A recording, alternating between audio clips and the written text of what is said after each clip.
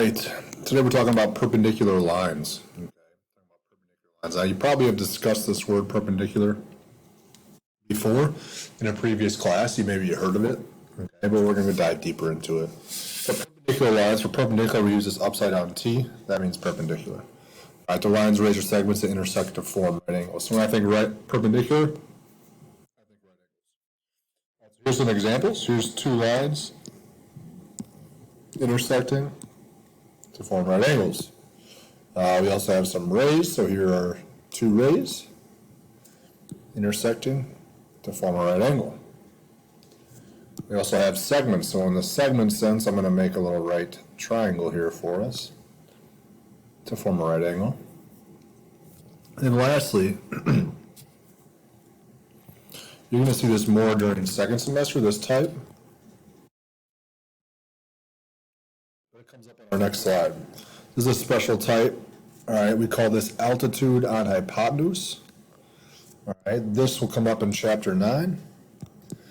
I just want you to get used to seeing it. All right, it'll come up in chapter 9. Obviously, that's not for a while. We're on chapter 3. Okay, but I just want you to see it. All right, so for this problem, we want to find the distance from point A to BC. Now, in order to do that, I have to start at A, use point A, and I want to find the straight line distance to BC. The straight line distance would be to this point D. Now I go to D because I want to find the quickest point. All right, the quickest point between, or excuse me, the quickest way between 2 points is a straight line. If I went C, I'd be backtracking a little bit and it'd be a diagonal line.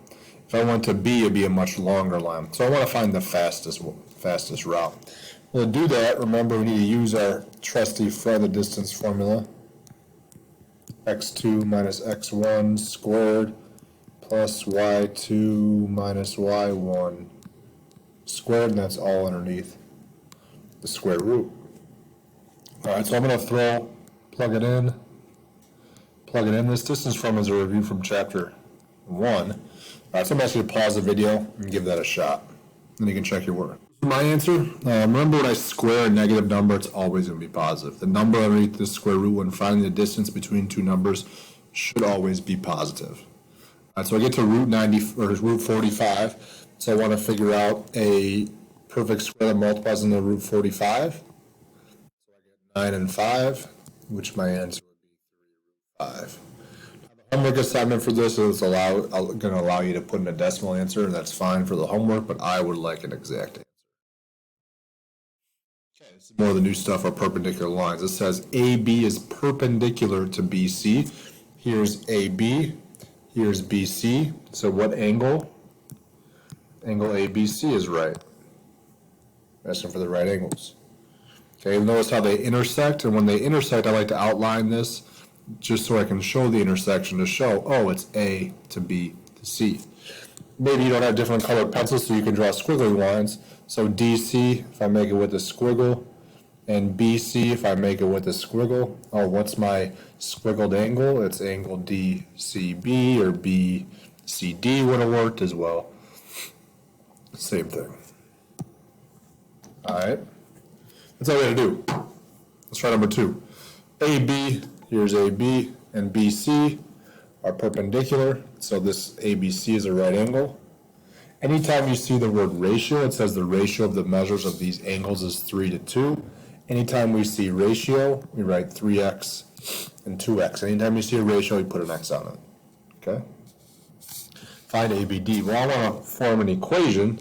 The whole thing is 90. I can do something with the 3x plus the 2x, set it equal 90.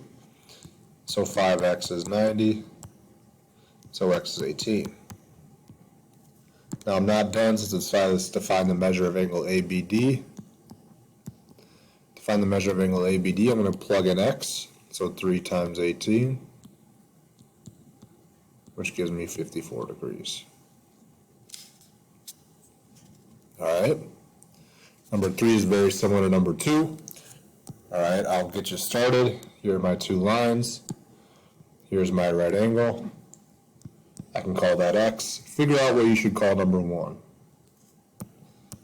So I called angle 1 4x, since angle 1 is 4 times larger than angle 2. 4 times larger than something I don't know, so 4x. So So I can write an equation, 4x plus x equals 90, 5x equals 90, so x should be 18. Now I need to find the measure of angle 1, 4 times 18, which gives me 72 degrees. All right. This next slide is where things start to get newer, a little bit more new. All right, so I have SP is perpendicular to PO, so that tells me that angle angle SPO is right. So for right, I'm going to abbreviate that RT. Okay, PO, here's PO, is also perpendicular to OU. So that tells me angle UOP is right. So we want to prove. This is what we call a proof. A proof is going to be a logical flow of statements.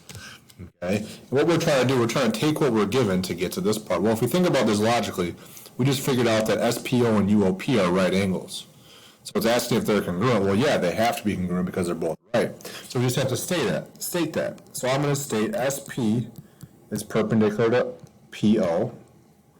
And I'm going to do a little arrow, just kind of like how I did up here, and say that angle SPO is a right angle. Okay. I'm going to also use that other piece and say that, PO is perpendicular to OU. Well, that tells me that angle UOP is a right angle. Well, again, if both these angles are right, then they are obviously congruent. So, sorry about that. All right, if they're both right, then they're obviously congruent, so I gotta state that. And I have to state why. SPO is congruent to angle UOP. This led to that, and this also led to that. And why are they congruent? Because both right, they're both right angles. And you have to state the why in the proof. You have to state why. Okay? I want you to follow the same format now and try number 6 on your own. Just like this. Perpendicular leads to a right angle. This leads to a right angle. Try number 6 and I'll put on my answer in a minute. So pause the video. Here's what I came up with. Okay. AB was perpendicular to DA. So BAD is a right angle. DC to DA, so CDA. Now you could have reversed that. You could have said angle DAB. I could have said angle ADC. As long as A and D were the vertex, the middle letter.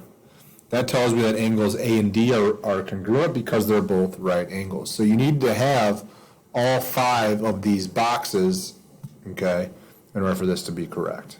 All right? That's it for today. We skipped number 5. That's all right. I did that on purpose, okay? There's our big ideas assignment that goes with this. Let me know if you have any questions.